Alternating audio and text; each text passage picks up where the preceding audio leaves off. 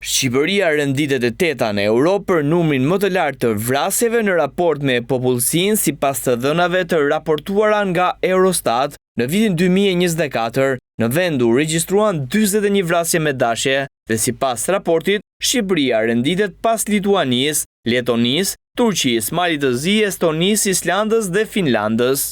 Me cënë ju nje me situatën aktuale të kriminalitetit në vend, bazuar në të dhënat e siguruara nga Ministria e Brendshme për vitin 2025, ku janë evidentuar mbi 38.000 vepra penale, ose 17.4% më shumë, krahasuar me një vit më parë. Evidentohet se krimet kundër personin mbeten në nivele të larta, janë shënuar 4.755 vepra penale, thëndryshe 871 vepra më shumë në këtë sektor se 2024. Në qarkun e Tiranës ka ndodhur pjesa më e madhe e veprave penale edhe për vitin 2025, ndërsa qarku i Gjirokastrës me numrin më të vogël të veprave penale të evidentuara, duke shënuar dhe një rënje me 1.6% të këtyre veprave.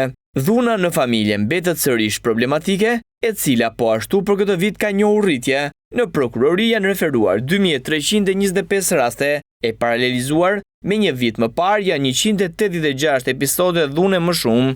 Numri i trafiqeve të palishme gjatë vitit 2025 ka shënuar rritje me 143 vepra penale, krahasuar me vitin e kaluar. Për 2025-ën, raporti i Ministrisë së Brendshme evidenton problematika të shtuara edhe për krimet kundër pronës dhe pasurisë, janë evidentuar në këtë sektor jo pak, por 4.641 vepra, ose 418 më shumë se 2024. Në të njëjtën linjë paraqiten edhe statistikat në fushën e krimit kibernetik, janë evidentuar gjithsej 1.308 vepra penale, nga të cilat janë zbuluar 859, në raport me vitin e kaluar janë 98 vepra më shumë në fushën e krimit kibernetik.